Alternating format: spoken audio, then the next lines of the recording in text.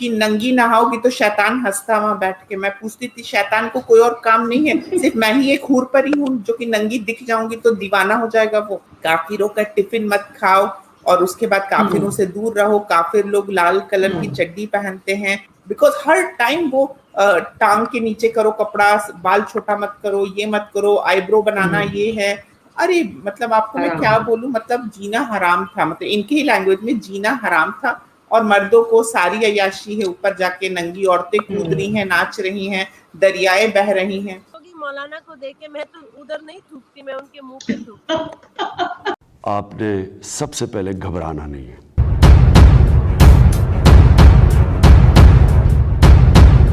दोस्तों आज हम जो डिबेट देखने वाले हैं वो उन मुस्लिम महिलाओं की डिबेट है जिन्होंने इस्लाम मजहब को छोड़कर सनातन धर्म अपना लिया है, और ऐसे क्या कारण रहे जिनकी वजह से इन तीनों महिलाओं ने इस्लाम मजहब को छोड़कर सनातन धर्म अपना लिया। तो दोस्तों आज जो डिबेट देखने वाले हैं उसमें आप डॉक्टर फौजिया खान, कालिदासी और प्रवीण उपाध्याय को देखेंगे जिन्होंने मिलकर इस्लाम की वो सारी कमियां बताई हैं जिनकी वजह से इनको इस्लाम छोड़ना पड़ा। तो चलिए दोस्तों देखते हैं मेन डिबेट, और डिबेट काफी शानदार होने वाली है, इसलिए अंत तक जरूर देखें। और डिबेट पसंद आए तो दोस्तों चैनल को सब्सक्राइब करना, साथ में बेल आइकन को प्रेस कर लेना ताकि हमारा नोटिफिकेशन आपको तुरंत प्रभाव से मिल जाए। और मिलते हैं अगले वीडियो में। जय Hind, Ram Ram. Now I would ask you, Kalidasi ji, that what are your experience when you were growing up? When I was growing up, there was a lot of these taboos, मतलब जो होते हैं ना ढकोसले की बातें। कभी कभी हम लोग जब वो कॉमेडी कुछ देखते थे या टॉम एंड जेरी देखते थे तो मैं बहुत हंस पड़ती थी। I used to laugh, मतलब roll on the floor and I used to laugh। और फिर तुरंत आके मेरे अब्बा और अम्मी आके मुझे ये हिदायत देते थे, दिल मुर्दा हो जाएगा तुम इतना हंस रही हो। अब मुझे वो कॉन्सेप्ट, मैंने पूछा उनसे कि क्या हार्ट अटैक हो जाएगा, तो उन्होंने कहा नहीं, दिल मुर्दा हो जाएगा, दिल से वो रौनक चली जाएगी, अल्लाह की वो रोशनी चली जाएगी। उसके बाद फिर कभी कभाया अगर मैं बिना कपड़ों के नहा लूं तो उसमें भी बाहर दरवाजे पे जब मैं निकलूं उस पे भी एक झमेला हो जाता था घर में कि नंगी नहाओगी तो शैतान हंसता वहां बैठ के। मैं पूछती थी शैतान को कोई और काम नहीं है, सिर्फ मैं ही एक हूर परी हूँ जो कि नंगी दिख जाऊंगी तो दीवाना हो जाएगा वो। तो ये सारी चीजें उसके बाद फिर मतलब कॉन्स्टेंटली वो दिमाग में डालना कि काफिरों का टिफिन मत खाओ और उसके बाद काफिरों से दूर रहो, काफिर लोग लाल कलर की चड्डी पहनते हैं और फलाना ढिकाना, ऐसी बेहुदी बातें, बिन दिमाग की बातें। मैं उस टाइम भी सोचती थी but I was not earning, I was not independent. तो मोहताज अगर कहा जाए कि मैं मोहताज थी उनकी, कि उनसे ही खाना है, उनसे ही, तो मैं इंतजार करती थी कि जब वो मोहताज वाली जो पोजीशन चेंज हो जाएगी तब फिर मैं डेफिनेटली क्वेश्चन भी करूंगी और इन सब चीजों को मतलब एक तरीके से डिस्कस भी करूंगी। बट ग्रोइंग टाइम में मतलब बहुत सारा, क्योंकि हमने मम्मी को भी देखा था, मम्मी की भी मतलब बहुत ज्यादा मम्मी को टॉर्चर किया जाता था, हरास किया जाता था। तो अगर आप देखें इसको सोसाइटी वाली चीज कहें या रिलीजियस चीज कहें तो बड़ा ही एक बुरे तरीके से हावी हो जाते हैं मतलब ये लोग औरतों के ऊपर। मतलब बस औरतें हैं तो सूली पे टांग दो, मतलब औरतें हैं तो उसके टांग पूरे नोच दो और उनको उनका जब मसला खत्म हो जाए, उनसे काम खत्म हो जाए तो आप टांग दो सूली पे। तो ये मैंने बचपन में ही कंक्लूजन ड्रॉ कर लिया था कि to be a women is to be a sex machine and a reproduction machine. मतलब नौकर का काम सेक्सुअल सेटिस्फैक्शन देना और उसके बाद फिर बच्चे पैदा करना। There was no other future for being a woman. I mean, a woman cannot think and behave independently। उसको एक बिना महरम के वो हज पे नहीं जा सकती हैं या बिना गार्डियन के, एंड शी नीड्स या तो बेटा चाहिए या तो पति चाहिए। तो ये सारे मतलब इतना ज्यादा मतलब ड्रामा हो गया था ना कि लाइक लिटरली ऐसी नौबत आ गई थी कि मैं चप्पल या झाड़ू लेके दौड़ा दूं, मतलब ऐसी नौबत आ गई थी। This is how suffocated I used to feel because हर टाइम वो टांग के नीचे करो कपड़ा, बाल छोटा मत करो, ये मत करो, आईब्रो बनाना ये है।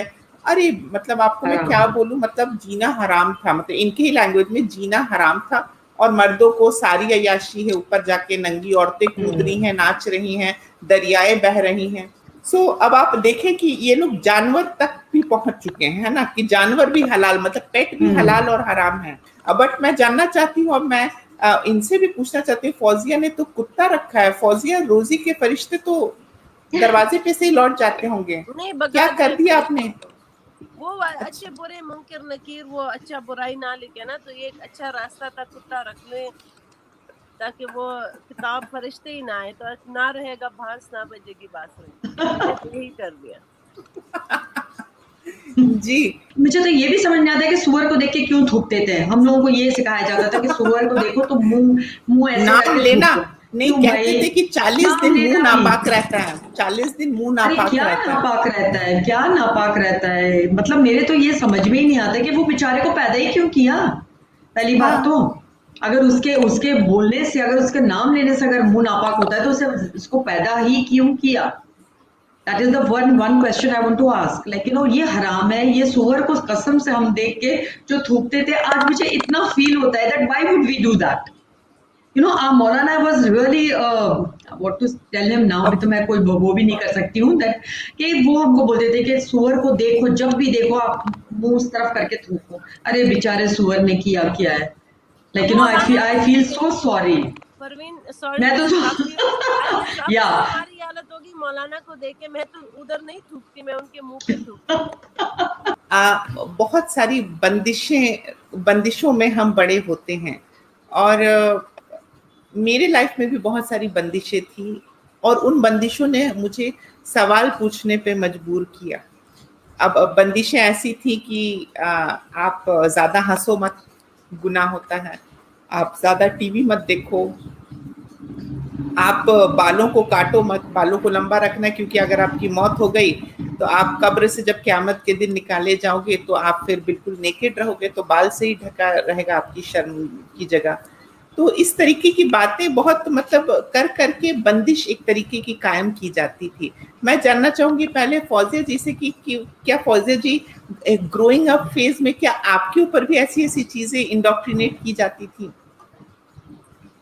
जी एब्सोल्युटली, आपने ये बात बहुत अच्छी कही। अब ज्यादा ये एहसास होने लगा है कि द हिंदू धर्म which is like Vasudeva Kutumbakum is the fact, is the reality of life, and the more we come together, the more we become kind to each other, ज्यादा हम एक अच्छे इंसान होंगे और ज्यादा मुश्किल में एक दूसरे के काम आएंगे। क्योंकि अब अकेले अकेले देखो इस्लाम का जो है ना एक कंसेप्ट होता है, जब आप मरते हो ना, मरने के बाद तो आप एक नफ्सा नफ्सी का, कि हर नफ्स दूसरे नफ्स के बारे में, मतलब बाप को बेटे का नहीं होगा, माँ को बहन, इन्होंने आइसोलेट किया, सेल्फिश कर दिया।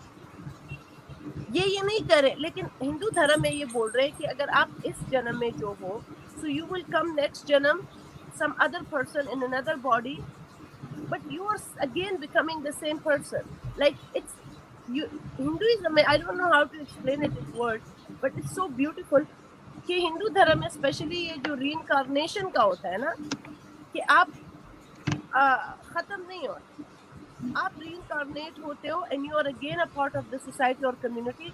और जो धर्म है उसमें ये होता है ना कि अगर आप अच्छा करोगे तो आप दोबारा, आपको रिवॉर्ड अच्छा लाया जाएगा, otherwise you would keep for the sin जो आपने बुरा किया इस दुनिया में।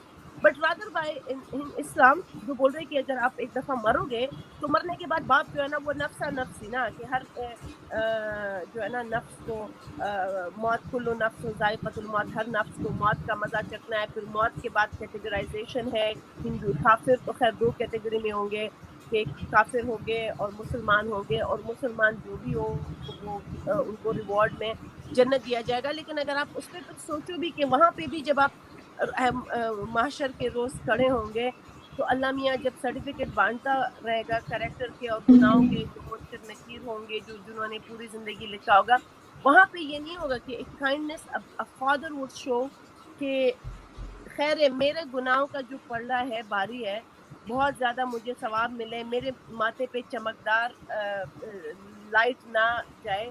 खैर ये अगर मेरा बेटा थोड़े से जो है ना जहन्नम रसीद हो रहा है, मैं अपने थोड़ा सा नेकी इसके पलड़े में डाल के तो वो कर दो। ये this is not them. Everyone's they're teaching selfishness while you are alive, and you have become even more selfish when you die.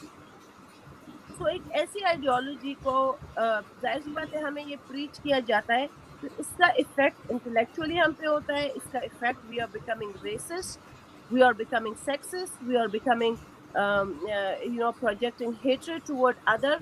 तो ये एक हमारी ज़ात के साथ और हमारे एनवायरनमेंट के साथ और इस सोसाइटी के साथ और दुनिया के साथ एक बहुत बड़ा जुल्म है जो इस्लाम के नाम पे हो रहा है, या जो इस्लाम जी पढ़ा रहा है, करवा रहा है। जी